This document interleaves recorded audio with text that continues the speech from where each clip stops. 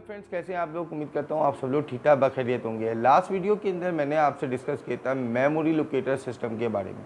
ये जितने भी लोकेटर सिस्टम होते हैं बेसिकली आपको ये बता रहे होते हैं कि आपकी चीज़ जो आपने मंगवाई है वो है किस जगह पे और इस वक्त वो किस जगह पे पड़ी होगी या रखी हुई होगी, ताकि आप उसको यूटिलाइज़ कर सकें। हमने पिछली वीडियो के अंदर मेमोरी लोकेटर सिस्टम को समझने की कोशिश की। आज हम जो समझेंगे वो फिक्स लोकेटर सिस्टम है। ये फिक्स लोकेटर सिस्टम होता क्या है? देखिए, मेमोरी लोकेटर सिस्टम मैंने आपको जैसा बताया था अपनी पिछले क्लिप के अंदर कि ये स्मॉल स्केल ऑर्गेनाइजेशन के अंदर अक्सर यूज़ होता है, लेकिन ये आपका fix locator system obviously large scale organisation के अंदर भी यूज़ होता है और स्मॉल के अंदर तो होता ही होता है। वो ज़्यादातर बेस करता था मेमोरी लोकेटर सिस्टम एक स्मॉल स्केल ऑर्गेनाइजेशन के अंदर, लेकिन जहाँ सिस्टम्स होते हैं जहाँ पर प्रॉपर वर्किंग होती है वहाँ पर फिक्स लोकेटर सिस्टम की अमूमन ज़रूरत पड़ती है, क्योंकि लोकेशन स्पेस आपके पास बड़ा होता है। जब आपके पास स्पेस बड़ा होता है तो आप अपनी चीज़ों को देख के इस्तेमाल कर रहे होते हो कि कौन सी चीज़ मेरी किधर रखी होनी चाहिए, कौन सी चीज़ मेरी किधर रखनी होनी चाहिए। फिर आप चीज़ों के बीच में तमीज़ कर रहे होते हो कि मेरी कौन सी लोकेशन के अंदर कौन सा मटेरियल होगा, कौन सी लोकेशन के अंदर कौन सा मटेरियल होगा। देखिए, रॉ मटेरियल से रिलेटेड अगर बात करूँ तो उसके लिए एक लोकेशन बन गई।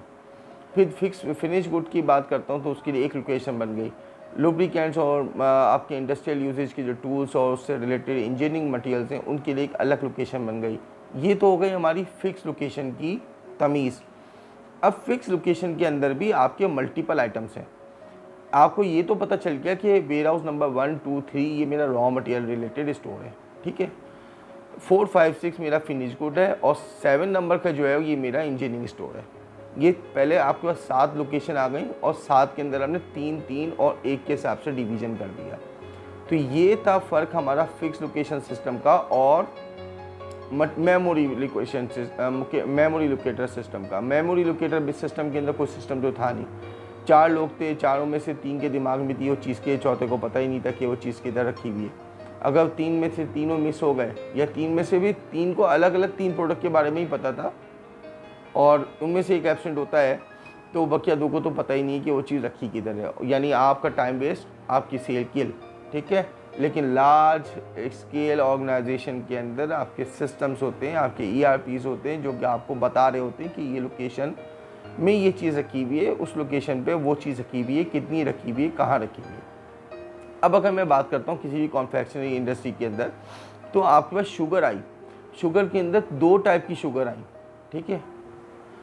अब देखें, एक शुगर है, एक शुगर के अंदर 2 टाइप की शुगर है। एक के दाने थोड़े से मोटे हैं, एक के दाने बिल्कुल बारीक हैं। और एक चले 3 टाइप की शुगर आई। एक आई आपके पास बिल्कुल स्टैंडिंग शुगर, बिल्कुल बारीक। अब शुगर तो शुगर है। अब आपको पता होगा मेरे वेयर हाउस नंबर 1 की लोकेशन नंबर X के अंदर जितने भी रखे हुए हैं वो थोड़े मोटे दाने रखे हुए हैं। लोकेशन नंबर Y के अंदर दरमियाने दाने रखे हुए हैं और लोकेशन नंबर Z के अंदर बिल्कुल बारीक सैंडिंग रखा हुआ। तो ये बेसिकली पता कैसे चला? ये लोकेशन फिक्स की भी थी आपको पता था, आपके रिसीविंग इंचार्ज को पता था कि मैंने जब भी रिसीव करना है इस ग्रेड का मटेरियल तो इधर रखना है, उस ग्रेड का मटेरियल रिसीव करना है तो उधर रखना है। इस तरीके से एक तो प्रॉपर रिसीविंग होगी, प्रॉपर आपकी ऑडिट हो सकता है, प्रॉपर आपकी कंजम्पशन ऑफ द प्रोडक्ट हो सकती है, आपकी चीज़ इधर की उधर नहीं होगी, चीज़ें प्रॉपर रहेंगी और ये चीज़ आपकी बड़ी सॉलिड रहेगी इन्वेंट्री कंट्रोल के लिए। अब ज़ाहिर बात है अगर आप लुब्रिकेंट्स को शुगर के साथ रख देंगे तो ये कहीं से सूटेबल है उस प्रोडक्ट के लिए, प्रोडक्ट नेचर के लिए? Obviously not. तो आपने ये चीज़ की तमीज़ कर ली कि मैंने कभी भी ये मटेरियल यहाँ नहीं रखना। रॉ मटेरियल के साथ आप कभी भी फिनिश गुड नहीं रखेंगे, क्योंकि वो चीज़ है, वो जगह जो है वो पूरी की पूरी फिक्स है रॉ मटेरियल के लिए। आइदर अनलेस कि अगर आपका फिनिश गुड बहुत ज़्यादा है और रॉ मटेरियल का कोई लोकेशन खाली है और आपको अर्जेंट रिक्वायरमेंट है फॉर डे और 2 या फॉर सम हावर्स, तो आप जो है वहाँ पर रख सकते हैं। आइदर अनलेस सिस्टम आपको इस चीज़ की इजाज़त नहीं देता। ये तो डिविएशन हो गई सिस्टम के लिए। इसके लिए भी आपको अप्रूवल लेनी पड़ेगी मुख्तलिफ कंसर्न अथॉरिटी से, ताकि आप उस मटेरियल को वहाँ पर स्टैक कर सकें और अपना प्रॉपर रीज़न देख के उसको वहाँ पर for the time being store कर सकें। तो फिक्स लोकेशन सिस्टम के अंदर क्या क्या फ़ायदे हैं?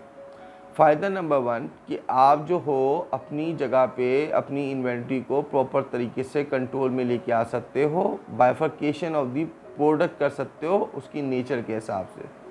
नंबर 2, आपकी चीज़ें ऑन टाइम आपकी फिंगर टिप पे होंगी, कोई मेमोरी बेस नहीं होगा, सिस्टम बेस वर्क होगा और सबको पता होगा कि कौन सी चीज़ कौन सी जगह पे होती है।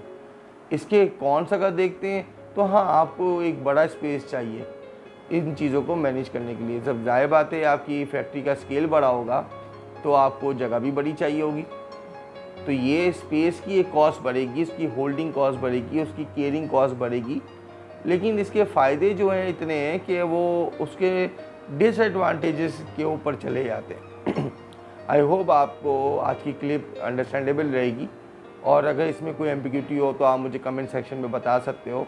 इसके अलावा आप गूगल पे जाके और उसको सर्च कर सकते हो। देखिए, मैं गूगल का इसलिए रेफरेंस देता हूँ, वहाँ पर आपके पास मुख्तलिफ चॉइसेस होती हैं, आप मुख्तलिफ रिसर्चेस पढ़ सकते हो, मुख्तलिफ लोगों की बातें पढ़ सकते हो, मुख्तलिफ ऑथर्स की लिखी हुई बुक डाउनलोड कर सकते हो। अपने सीनियर से पूछें, अपने बड़ों से पूछें, जो आपके प्रोफेशनल मेंटोर्स हैं उनसे पूछें, इंशाल्लाह आपकी प्रॉब्लम रिजॉल्व हो जाएंगी। अपना बहुत ख्याल रखिएगा। Thank you so much.